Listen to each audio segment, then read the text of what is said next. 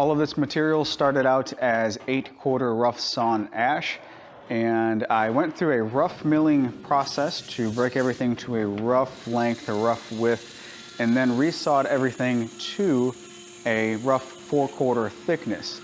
And I've laid everything out on this table to let it sit over the weekend and give it enough time for the internal stresses to do what they need to do before I mill to final thickness. So now I can pick up here today, and I need to go through my cutting list to kind of make sense of all this stuff, but all the pieces are here, and now we can go ahead and mill everything to its final thickness, final dimensions, and then start with the joinery.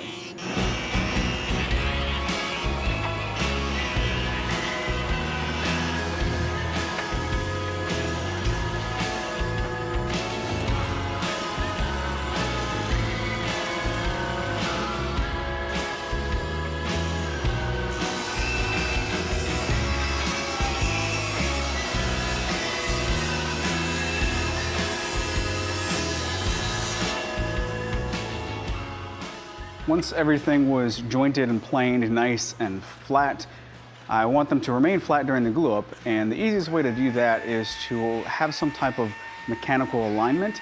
In this case, I'm using biscuits. Biscuits are just there for aligning the top panels, or the top surface of this panel, and that way it shouldn't shift at all during glue up.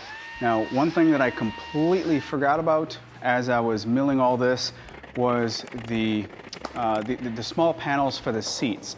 So after getting this glued up, I went ahead and did the entire process and got those 2 panels glued up as well. Now those are small enough to where any type of slippage is a lot more manageable, especially towards the center of the panel. So for those, I did not use biscuits. For like 99% of everything that I do here in the shop, project-based, I make a SketchUp model first. I get the design worked out in digital space before coming here and actually cutting everything. It just makes things a lot more organized, a lot more efficient, and here's a great example of organization by first doing the SketchUp model. So I'm at a point where I'm about to mill all of my parts down to their final thickness, their final dimensions, but I've got a lot of parts going on here, and one way to stay organized is to label all those parts on the part. Well, that doesn't make sense here because I'm about to mill all the faces flat and parallel down to their final dimension. I'll lose all of those labels. So instead, something that I find really handy is to make one of these layout diagrams on the computer.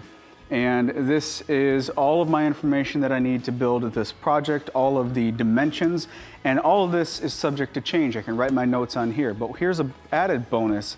As I'm working, I lay out all of my pieces to that exact same layout on my diagram, so I don't have to label anything. I know that these are in this specific spot on the layout, and that is my chair back legs, and so on and so forth. I know what each individual part is just by referencing off of my layout diagram, so long as I stay organized and keep the pieces in that exact same layout. Next up is milling all the other pieces to their final dimensions.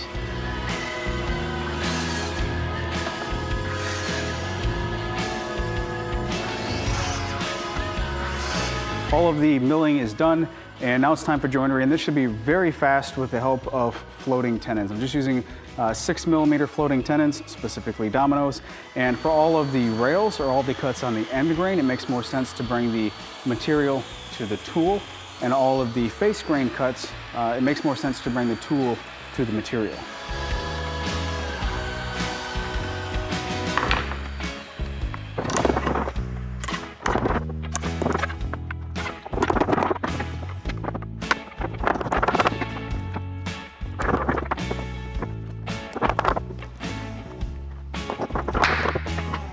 Team J for the win. Not only does that not make any sense, but I literally have 3 times as many joints. It's not my problem. Time for water.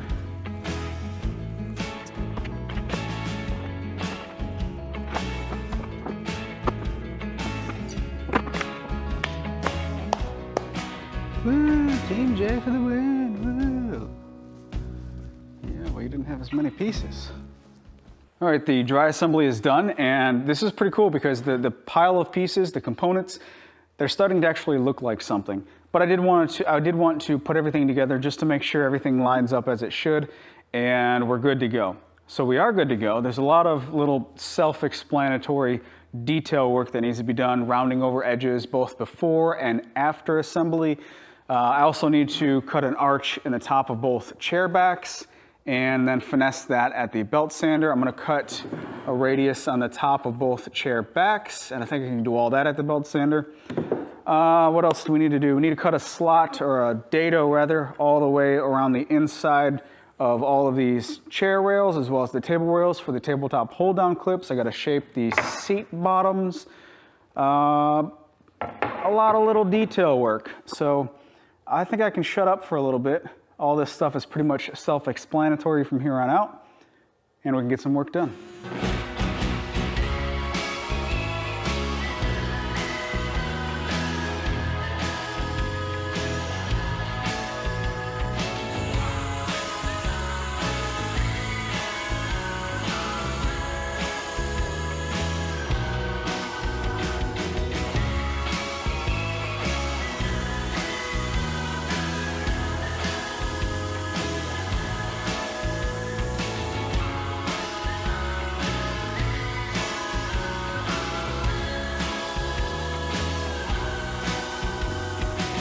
This is one of those tabletop hold down clips that I've been using for many years. It's just a Z-shaped piece of metal that has a hole in one side. The hole is where you screw through and into the tabletop or the chair seat to attach it to the frame down below. And these are important to use a system like this because it allows for expansion and contraction of the tabletop. If you don't allow the table to contract freely, the tabletop, the solid wood panel, it's gonna crack no matter what.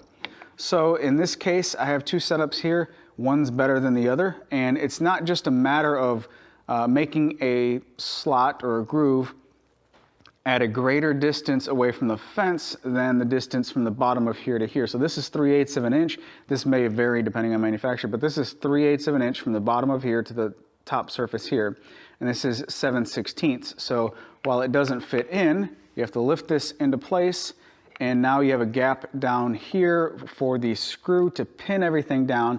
That sounds like it's a good fit, but it's actually not, because the distance is not great enough.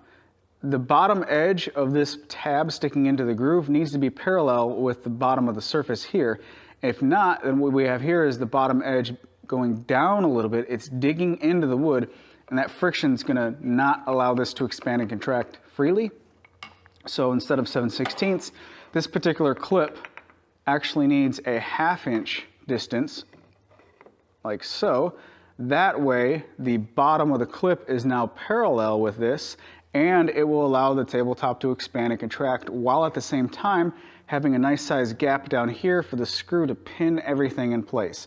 So as it's nice and tight pinned in place, it's not gonna move around, but the seasonal expansion and contraction, that type of movement, it's gonna have a less friction and allow this to, well, expand and contract and move as necessary. So this distance from the bottom of here, or the distance from the fence to the table saw blade, is actually pretty important. You don't necessarily have to use a table saw. You can use a biscuit joiner or anything to create a slot, but make sure you do some tests so that the bottom of the clip is parallel with the bottom of this surface right here. With the fence position established, that 1/2 of an inch, the blade is lowered to about 1/3, 1/2 the thickness of the material, and then all the pieces are ran through. And because we're using the table saw, this gives a nice continuous dado along the entire length of the piece, allowing you to put a clip basically anywhere you want. Now I can finally begin assembly, and I'm probably gonna do this in a few different stages just because I don't wanna put 9 different clamps in different directions trying to put a chair together. Just doesn't sound fun.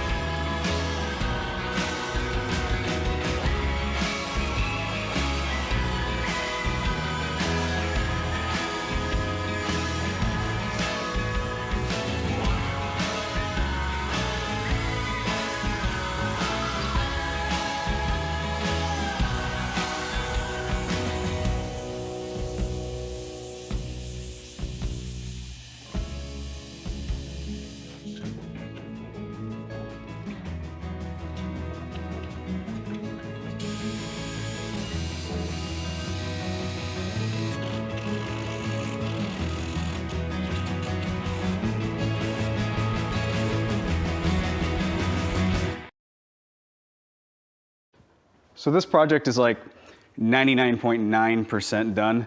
I wanted to put a coat of Arm-R-Seal Seal Coat urethane, who's a little short, on all these pieces, but I ran out, and that's something that I have to order in, so that's okay. I've got 2 coats of Seal Coat Shellac on all of this, and it's not like I can actually put it to use right away, right now anyway, because everyone in my house is sick, including myself. My daughter's got the flu right now, so unfortunately I can't have that like really exciting ending to this video.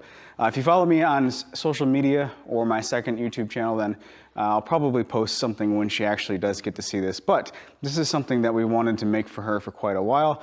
And of course, making it just makes it feel a little bit better than buying it.